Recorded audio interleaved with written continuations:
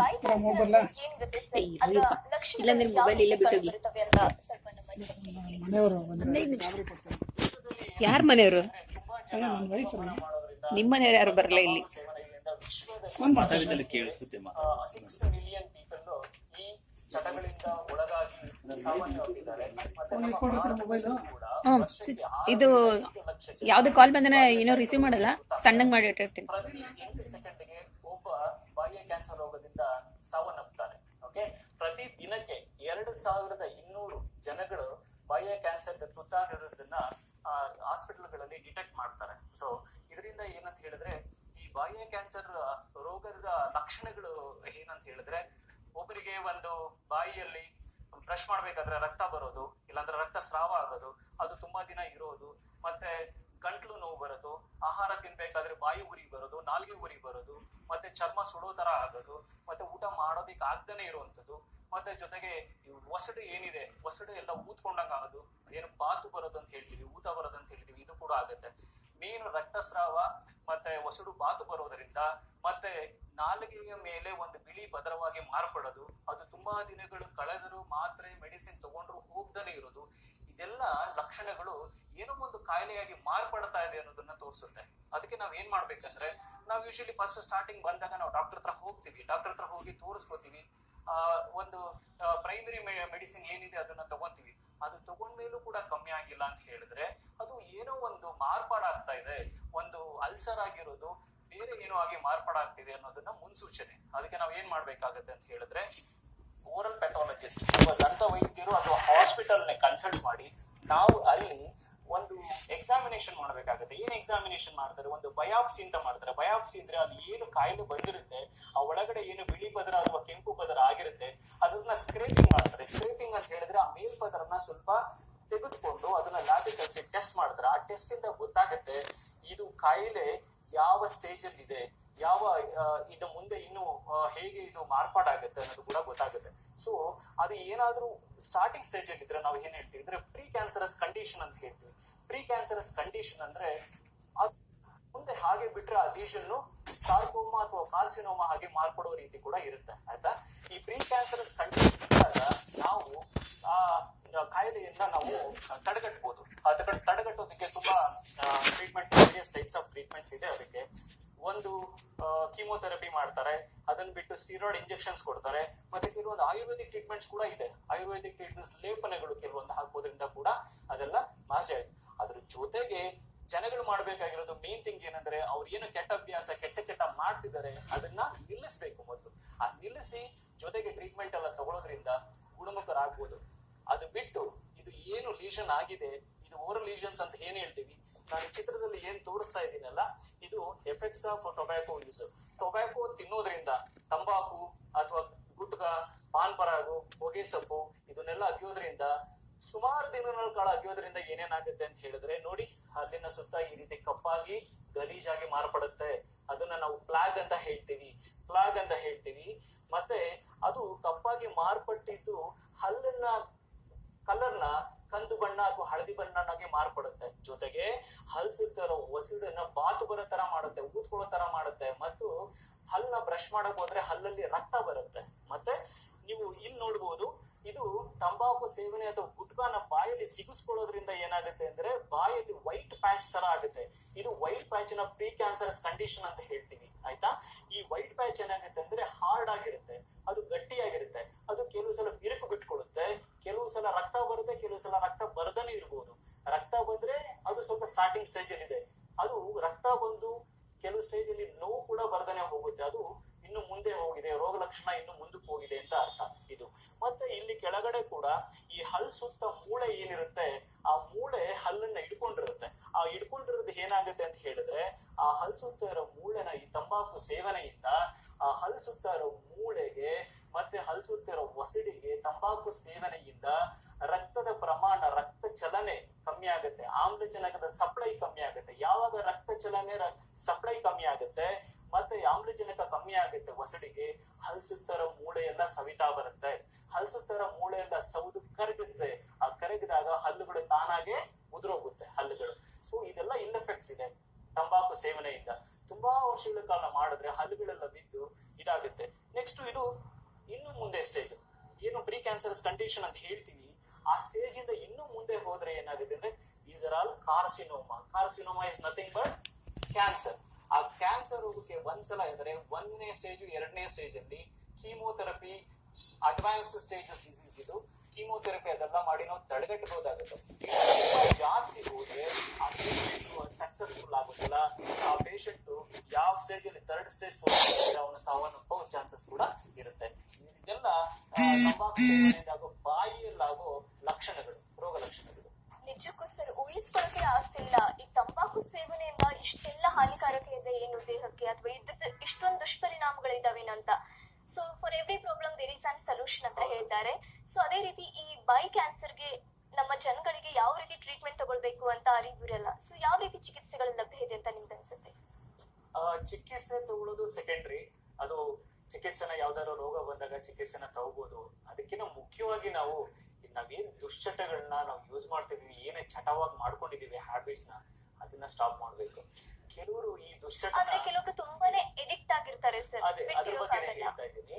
ಈ ದುಶ್ಚಟನ ಕೆಲವರು ನಾನಾ ಕಾರಣಗಳಿಗೆ ಶುರು ಮಾಡ್ತಾರೆ. ಕೆಲವರು ಅವ್ರಿಗೇನೋ ಟೆನ್ಷನ್ ರಿಲೀವ್ ಮಾಡ್ಕೊಳ್ಳೋದಿಕ್ಕೆ, ಮತ್ತೆ ಕೆಲವರು ಏನೋ ಅವ್ರಿಗೆ ಖುಷಿ ಆದಾಗ, ಕೆಲವರು ದುಃಖ ಆದಾಗ, ಕೆಲವರು ಏನೋ ರೀಸನ್ ಇಲ್ದಾನೆ ಕೂಡ ದುಶ್ಚಟ ಸ್ಟಾರ್ಟ್ ಮಾಡ್ತಾರೆ. ಅದರಲ್ಲಿ ಮುಖ್ಯವಾಗಿ ಕಾಲೇಜ್ಗೆ ಹೋಗೋ ವಿದ್ಯಾರ್ಥಿಗಳು ಅವರ ಸಹಪಾಠಿಗಳೊಂದಿಗೆ, ಅವರ ಫ್ರೆಂಡ್ಸ್ ಗಳೊಂದಿಗೆ ಸೇರಿ ಅವ್ರು ಮಾಡೋದಿಲ್ಲ, ಜೊತೆಲಿ ಯಾರೋ ಮಾಡ್ತಿದ್ದಾರೆ ಅಂತ ನೋಡ್ಕೊಂಡು ನೋಡೋಣ ಹೇಗಿದೆ, ಕಲ್ತ್ರೆ ಹೇಗಿರುತ್ತೆ, ಅದನ್ನೊಂದ್ಸಲ ಟ್ರೈ ಮಾಡೋಣ ಅನ್ನೋ ರೀತಿಲಿ ಮಾಡ್ತಾರೆ.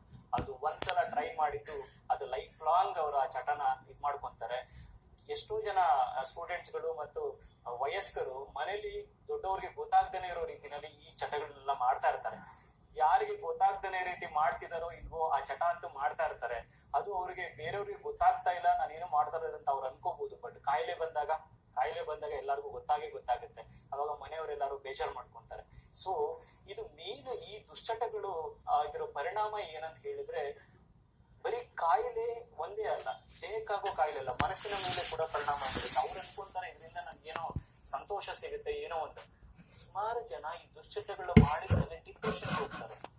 ಸುಮಾರು ಜನ ಇದರಿಂದ ಬ್ಲಡ್ ಪ್ರೆಷರ್ ಜಾಸ್ತಿ ಆಗುತ್ತೆ, ಹಾರ್ಟ್ ರಿಲೇಟೆಡ್ ಡಿಸೀಸಸ್ ಬರುತ್ತೆ.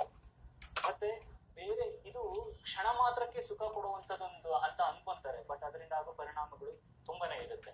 ಅದ್ರ ಜೊತೆಗೆ ಏನಂತ ಹೇಳಿದ್ರೆ ಈ ಬಾಯಿಯಲ್ಲಿ ಬರೋ ರೋಗಗಳನ್ನ ಕೆಲವರು ತುಂಬಾ ನೆಗ್ಲೆಕ್ಟ್ ಮಾಡ್ತಾ ಹೋಗ್ತಾರೆ. ಒಂದು ಬಾಯಲ್ಲಿ ಒಂದು ಸಣ್ಣದು ಅಲ್ಸರ್ ಆಗುತ್ತೆ, ಏನು ನಾವು ಹುಣ್ಣು ಅಂತ ಹೇಳ್ತೀವಿ. ಆ ಹುಣ್ಣು ಸಣ್ಣದಾಗಿ ಶುರುವಾಗುತ್ತೆ.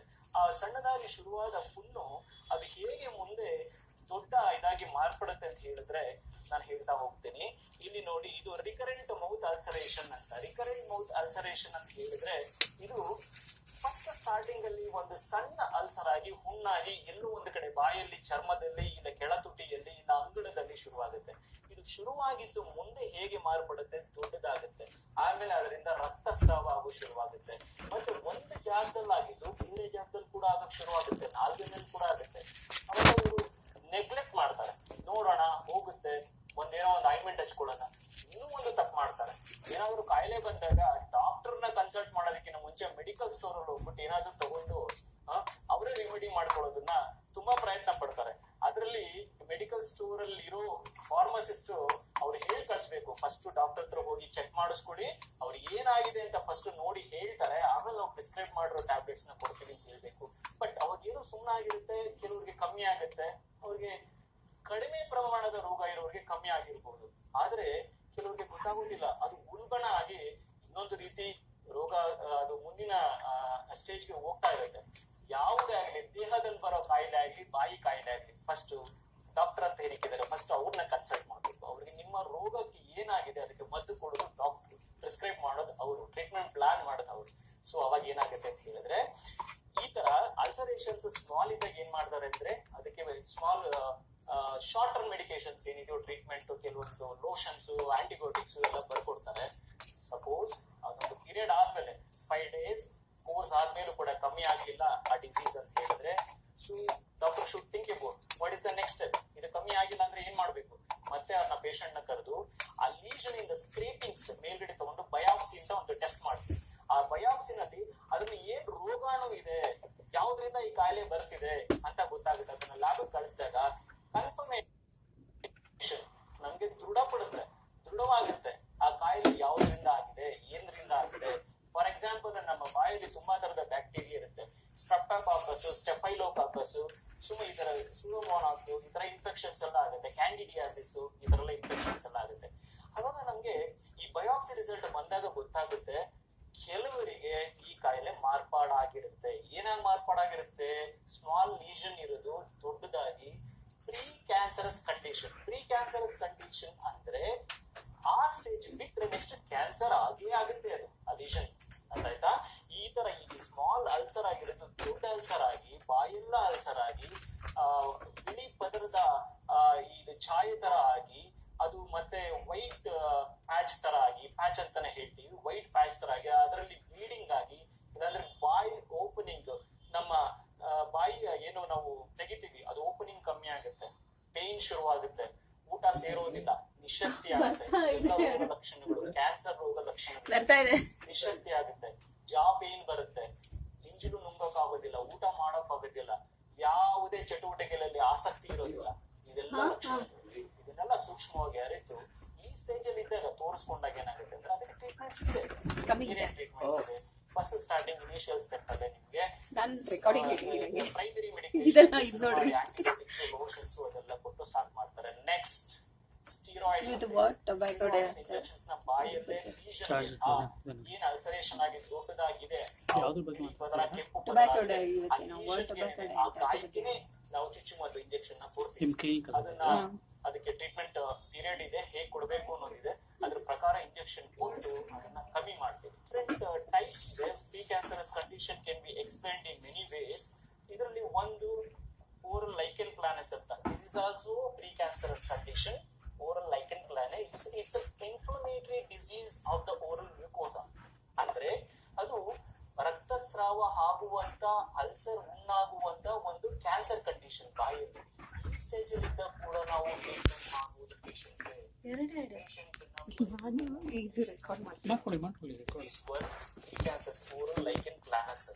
ಇದಾದ್ಮೇಲೆ ನೆಕ್ಸ್ಟ್ ರಿಕರೆಂಟ್ ಮೌತ್ ಅಲ್ಸರೇಷನ್. ಇದರಿಂದ ಇದಾಗುತ್ತೆ. ರಿಕರೆಂಟ್ ಮೌತ್ ಅಲ್ಸರೇಷನ್ ಇಂದ ಇದು ಓರಲ್ ಲೈಕೆನ್ ಪ್ಲಾನಸ್ ಆಗಿ ಮಾರ್ಪಡುತ್ತೆ ರೋಗ. ನೆಕ್ಸ್ಟ್ ಲ್ಯೂಕೋಪ್ಲೇಕಿಯಾ ಅಂತ ಆಗುತ್ತೆ.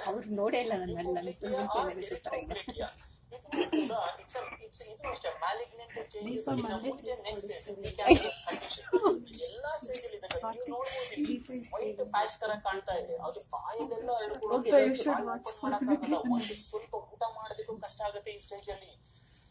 ಸ್ವಲ್ಪ ಕಷ್ಟ ಆಗುತ್ತೆ, ನೀರ್ ಕುಡಿಯೋದು ಕಷ್ಟ ಆಗುತ್ತೆ. ಬಾಯಿ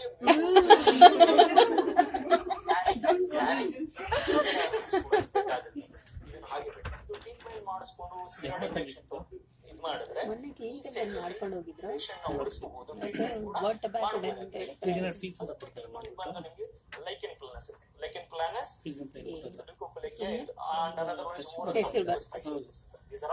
ಬಟ್ ಅದು ನೋಡಿದ ತಕ್ಷಣ ಸೂಪರ್ ಆಗಿ ಮಾತಾಡಿದ್ದಾರೆ. ಆಲ್ರೆಡಿ ಇದೆ 4th or 5th ಕ್ಷಾಕಿರಣದಿಂದ ಆ ಡಿಸೀಸ್ ಏನಾಗಿದೆ, ಕಾಯಿಲೆ ಆಗಿದೆ, ಆ ಕಾಯಿಲೆನ ತಡೆಗಟ್ಟೋದಲ್ಲ. ಕಾಯಿಲೆ ಆಲ್ರೆಡಿ ಸ್ಪ್ರೆಡ್ ಆಗಿದೆ, ಲಿಂಫೆಡನೋಪತಿ ಅಂತ ಆಗುತ್ತೆ. ಆ ಲಿಂಫ್ ನೋಡ್ ಒಂದ್ಸಲ ಇನ್ವಾಲ್ವ್ ಆದ್ರೆ ದೇಹದ ಬೇರೆ ಅಂಗಾಂಗಗಳು, ಬೇರೆ ಆರ್ಗನ್ಸ್ ಕೂಡ ಡಿಸೀಸ್ ಸ್ಪ್ರೆಡ್ ಆಗುತ್ತೆ. ಇನ್ನೊಂದು ಪ್ರಮುಖವಾದ ಅಂಶ ಹೇಳೋದು ಮರೆತೆ, ಈ ವಯಸ್ಕರಲ್ಲಿ ಗಂಡಸು ಹೆಂಗಸು ಅಂತ ಏನಿಲ್ಲ, ಎಲ್ಲರೂ ಕೂಡ ತಂಬಾಕು ಸೇವನೆ ಮಾಡ್ತಾರೆ. ಇವನ್ ಸಿಗರೇಟ್ ಕೂಡ ಹೆಂಗಸರು ಕೂಡ ಸೇರ್ತಾರೆ. ಅದು ನಾಗರಿಕ ಸ್ಥಳದಲ್ಲಿ ಸೇರ್ತಾನೆ ಇರ್ಬೋದು, ಅವರು ಬೇರೆ ಕಡೆ ಸೇರ್ತಾರೆ. ಅವರಲ್ಲಾಗುವ ದುಷ್ಪರಿಣಾಮಗಳು, ಅವರಲ್ಲಾಗುವ ದೇಹದ ಮೇಲೆ ಆಗೋ ಪರಿಣಾಮಗಳು ತುಂಬಾನೇ ಮುಖ್ಯ. Especially for ladies. ಲೇಡೀಸ್ ಅಲ್ಲಿ ಏನಾಗುತ್ತೆ ಅಂದ್ರೆ, ಮ್ಯಾರಿಡ್ ವುಮನ್ ಅಲ್ಲಿ ತಂಬಾಕು ಸೇವನೆ ಅಥವಾ ಸಿಗರೇಟ್ ಸೇದೋದ್ರಿಂದ ಅವರಿಗೆ ಮೆನೋಪಾಸ್ ಬೇಗ ಆಗುತ್ತೆ. ಮೆನೋಪಾಸ್ ಇದೇನು ಋತುಬಂಧ ಅಂತ ಹೇಳಿರ್ತೀವಿ, ಅದು ಬೇಗ ಆಗುತ್ತೆ. ಆಮೇಲೆ ಆ ಮಹಿಳೆ ಏನಾದ್ರು ಗರ್ಭಿಣಿ ಆಗಿದ್ರೆ ಮಗು ಹುಟ್ಟುವುದು ಬೇಗ ಹುಟ್ಟಬಹುದು. ದಟ್ ಈಸ್ ಚೈಲ್ಡ್ ಬರ್ತ್ ಬೇಗ ಆಗುತ್ತೆ. 7 months 8 months ಡೆಲಿವರಿ ಆಗೋಗುತ್ತೆ. These are all the effects of smoking. ಆಮೇಲೆ ಆ ಪ್ರೆಗ್ನೆಂಟ್ ವುಮನ್ಗೆ ಸ್ಮೋಕ್ ಮಾಡಿರೋದು ಎಫೆಕ್ಟ್ ಇನ್ನು ಬೇರೆ ತರ ಹೇಗಾಗುತ್ತೆ ಅಂದ್ರೆ, ಮಗು ಅಂಗವಿಕಲತೆಯಿಂದ ಹುಟ್ಟಬಹುದು, ಅದು ಕೂಡ ಕಾರಣ ಆಗುತ್ತೆ. ಮತ್ತು ಆ ತಾಯಿಗೆ ಇದರ ಜೊತೆಗೆ ಹೃದಯ ಸಂಬಂಧಿತ ಕಾಯಿಲೆಗಳು ಬರ್ಬೋದು, ರಕ್ತದೊತ್ತಡ ಜಾಸ್ತಿ ಆಗ್ಬೋದು. ರಕ್ತದೊತ್ತಡ ಜಾಸ್ತಿ ಆದ್ರೆ ಪ್ರೆಗ್ನೆಂಟ್ ವುಮನ್ಗೆ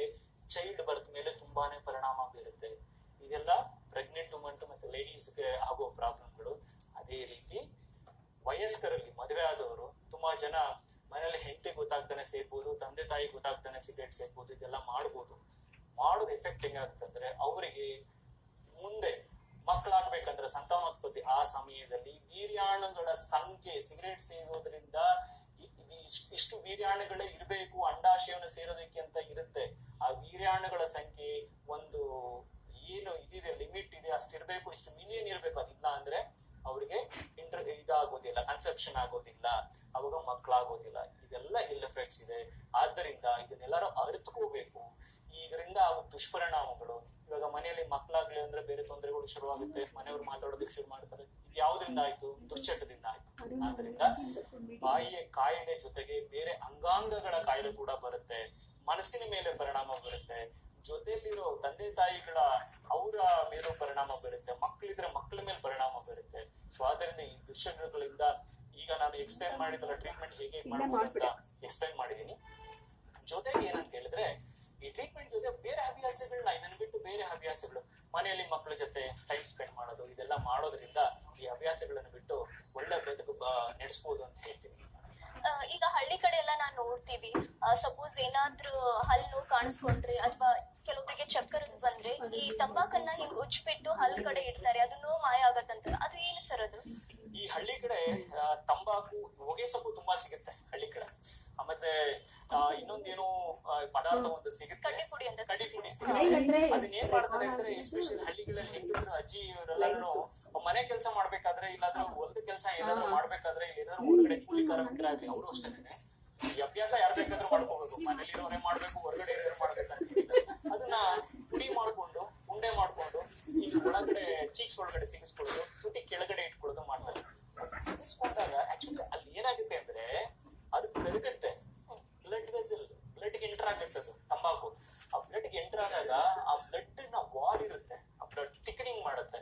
ಮತ್ತು ಆ ಬ್ಲಡ್ ಫ್ಲೋ ಏನಾಗ್ತಿದೆಯಲ್ಲ, ಬ್ಲಡ್ ವೆಸಲ್ ಹೋಗ್ತಾ ಇರುತ್ತಲ್ಲ ರಕ್ತನಾಳದಲ್ಲಿ, ಅದು ವಾಲ್ ಥಿಕನ್ ಆದಾಗ ಏನಾದ್ರೆ ಪ್ರೆಷರ್ ಜಾಸ್ತಿ ಆಗುತ್ತೆ, BP ಬರುತ್ತೆ ಆ ಪೇಷಂಟ್ಗೆ. ಅರ್ಥ ಆಯ್ತಾ? ಅದನ್ನ ಬಿಟ್ಟು ಬೇರೆ ಹೃದಯ ಸಂಬಂಧಿತ ಕಾಯಿಲೆಗಳೆಲ್ಲ ಶುರುವಾಗುತ್ತೆ. ಒಂದು ಅವ್ರಿಗೆ ತಾತ್ಕಾಲಿಕವಾಗಿ ಖುಷಿ ಸಿಗ್ಬೋದು, ಬಟ್ ಅದರಿಂದ ತುಂಬಾನೇ ಪ್ರಾಬ್ಲಮ್ಸ್ ಆಗುತ್ತೆ. ಎಷ್ಟೋ ಜನ ಹಳ್ಳಿಗಳ ಕಡೆ ಈ ಬಾಯಲ್ಲಿ ಸಿಗಿಸ್ಕೊಂಡು ಎಲ್ಲ ಮಾಡ್ಕೊಂಡು ಆ ಜಾಗನ ನಾವು ಅಬ್ಸರ್ವ್ ಮಾಡಿದ್ರೆ ನಾವು ನೋಡಿದೀವಿ. ಕೆಲವೊಂದು ನಾವು ಶಿಬಿರಗಳು, ದಂತ ಚಿಕಿತ್ಸಾ ಶಿಬಿರ, ದಂತ ತಪಾಸಣಾ ಶಿಬಿರಗಳನ್ನ ಮಾಡಿದೀವಿ ಹಳ್ಳಿಗಳಲ್ಲಿ. ಅವರ ಬಾಯನ್ನ ತೆಗೆದು ನೋಡಿದ್ರೆ ಆ ಭಾಗ ಎಲ್ಲ ಸುಟ್ಟೋಗಿರುತ್ತೆ. ಸುಟ್ಟು ಯಾವ ಲೆವೆಲ್ಗೆ ಅದು ಸುಟ್ಟೋಗಿರುತ್ತೆ ಅಂತ ಹೇಳಿದ್ರೆ ಕಪ್ಪು ಬಣ್ಣಕ್ಕೆ ತಿರುಗುತ್ತೆ, ಕಂದು ಬಣ್ಣಕ್ಕೆ ತಿರುಗುತ್ತೆ. ಅವ್ರಿಗೆ ಏನು ಅನ್ಸ್ತಾನೆ ಇರಲ್ಲ, ನಂಗೇನೋ ಆಗಿಲ್ಲ, ನಾನು ಚೆನ್ನಾಗಿದ್ದೀನಿ, ಊಟ ತಿಂಡಿ ಮಾಡ್ತಾ ಇದ್ದೀನಿ ಅಂತ ಹೇಳ್ತಾರೆ. ಬಟ್ ಅವ್ರಿಗೆ ಯಾಕಂಗ್ ಹೇಳ್ತಾರೆ ಅಂದ್ರೆ ಒಂದು ನೋವಿರೋಲ್ಲ, ಅದು ಒಂದು ಸ್ಟೇಜ್ ವರೆಗೂ ನೋವಿರುತ್ತೆ. ಕ್ಯಾನ್ಸರ್ ಶುರು ಆದ್ರೆ ನೋವು ಕಾಣಿಸ್ಕೊಳ್ಳೋದಿಲ್ಲ, ಸೊ ಅವಾಗ ಅವ್ರಿಗೆ ಏನು ಗೊತ್ತಾಗೋದು ಇಲ್ಲ. ಯಾವಾಗ ಅವ್ರಿಗೆ ಅದರಿಂದ ಏನಾದ್ರೂ ಪಸ್ ಬರೋದು, ವಾಸನೆ ಬರೋದು, ದುರ್ವಾಸನೆ ಬರೋದು ಶುರುವಾಗುತ್ತೆ, ಅವಾಗ ಮನೇಲಿ ಯಾರಾದ್ರೂ ಹೇಳ್ಬೇಕು. ಅವಾಗ ಯಾರಾದ್ರೂ ಕರ್ಕೊಂಡು ಹೋದ್ರೆ ಹಾಸ್ಪಿಟ್ಲಿಗೆ ಹೋಗ್ತಾರೆ. ಇಲ್ಲ ಹಳ್ಳಿಗಳಲ್ಲಿ ಹೀಗೆ ಜೀವನ ಸಾಗಿಸ್ಬಿಟ್ಟು ಒಂದಿನ ಅವರ ಜೀವನ ಅಂತ್ಯ ಆಗುತ್ತೆ. ಜನರಲ್ಲಿ ಅರಿವು ಮೂಡಿಸಕ್ಕೆ ಅದೆಷ್ಟು ನಿಯಂತ್ರಣ ಕಾಯ್ದೆಯನ್ನ ಸರ್ಕಾರ ಜಾರಿಗೊಳಿಸಿದೆ. ಅದರಲ್ಲಿ ವಿಶೇಷವಾಗಿ ತಂಬಾಕು ನಿಯಂತ್ರಣ ಕಾಯ್ದೆ ಏನನ್ನತ್ತೆ ಸರ್? ಇದ್ರ ಬಗ್ಗೆ ಸ್ವಲ್ಪ ವಿವರವಾಗಿ ಮಾಹಿತಿ ನೀಡಿ. ಕೋಟ್ಪಾ ಕಾಯ್ದೆ ಅಂದ್ರೆ ಇದು ಕೋಟ್ಪಾ ಕಾಯ್ದೆ ಫುಲ್ ಫಾರ್ಮ್ ಏನಂತ ಹೇಳಿದ್ರೆ cigarette and tobacco and other products act ಅಂತ ಇದೆ. ಈ ಆಕ್ಟ್ ನ ರಾಜ್ಯಸಭೆ ಲೋಕಸಭೆ ಅನುಮೋದನೆ ತಗೊಂಡು ಕೇಂದ್ರ ಸರ್ಕಾರ 2003 ಏಪ್ರಿಲ್ 9ನೇ ತಾರೀಕು ಇದನ್ನ ಅನುಮೋದನೆ ಮಾಡಿ ಚಾಲ್ತಿ ಬರೋ ತರ ಕೂಡ ಮಾಡಿದೆ. ಈ ಕಾಯ್ದೆಯಲ್ಲಿ ಮೇನ್ ತಿಳ್ಕೊಳ್ಬೇಕಾಗಿರೋದು ನಾಗರಿಕರು, ವಯಸ್ಕರು, ವೃದ್ಧರು, ಸ್ಟೂಡೆಂಟ್ಸ್ ಎಲ್ಲ ತಿಳ್ಕೊಬೇಕಾಗಿರೋ ಮೇನ್ ಅಂಶ ಏನಂದ್ರೆ ಈ ಕಾಯ್ದೆಯಲ್ಲಿ ಏನಿದೆ, important what is there in this act, that is important. ಈ ಕಾಯ್ದೆ ಏನ್ ಹೇಳುತ್ತೆ ಅಂತ ಹೇಳಿದ್ರೆ ಶೈಕ್ಷಣಿಕ ಸ್ಥಳಗಳು, ಮಂದಿರಗಳು, ಬಸ್ ಸ್ಟಾಪ್ಗಳು, ಶಾಲಾ ಕಾಲೇಜುಗಳು, ಈ ಸ್ಥಳಗಳು ಇರೋ ಜಾಗದ 100 ಗಜ ದೂರದಲ್ಲಿ ಶಾಪ್ಗಳಿರ್ಬೇಕು. 100 ಅಡಿ ದೂರದಲ್ಲಿ ಈ ಪದಾರ್ಥಗಳನ್ನ ಮಾರಾಟ ಮಾಡಬಹುದು. ಯಾರೇ ಆಗ್ಲಿ ಬಸ್ ಸ್ಟಾಪ್ ಅಲ್ಲಿ ಸಿಗರೇಟ್ ಸೇವಿಲ್ಲ, ತಂಬಾಕು ಸೇವನೆ ಮಾಡಲ್ಲ.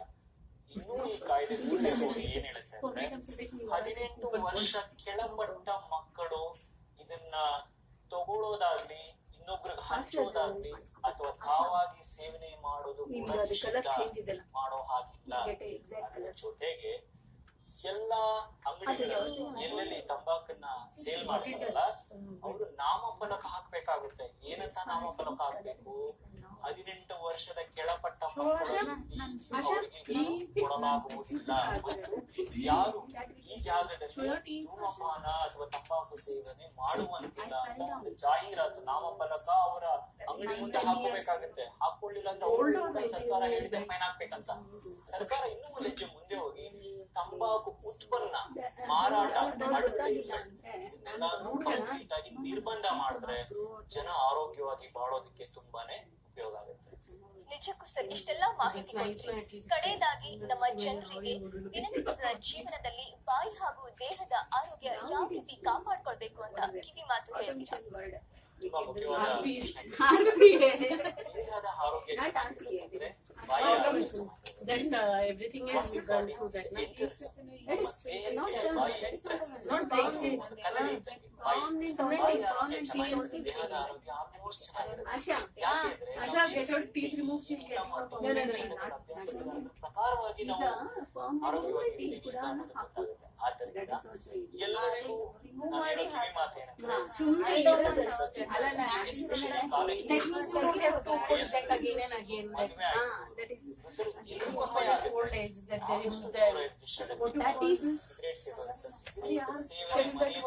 ಮಾಡ್ತಾರೆ ಕೆಲವರು. ಒಬ್ಬ ಮನುಷ್ಯ ಮನೆಯಲ್ಲಿ 2 ಪ್ಯಾಕ್ ಸಿಗರೇಟ್ ಸೇದಿದ್ರೆ ಅದ್ರಲ್ಲಿ 40 ಸಿಗರೇಟ್ ಒಬ್ಬ ಮನುಷ್ಯ ಸೇದಿದ್ರೆ ಆ ಸುತ್ತಮುತ್ತ ಇರೋ ಮಕ್ಕಳಾಗ್ಲಿ ಹೆಂಗಸರಾಗ್ಲಿ ಮನೆಯಲ್ಲಿ ಪ್ಯಾಸಿವ್ ಸ್ಮೋಕರ್ ಆಗ್ತಾರೆ. single teeth also. Then cousin cycle ಮುಗಿತಾ? one of my cousin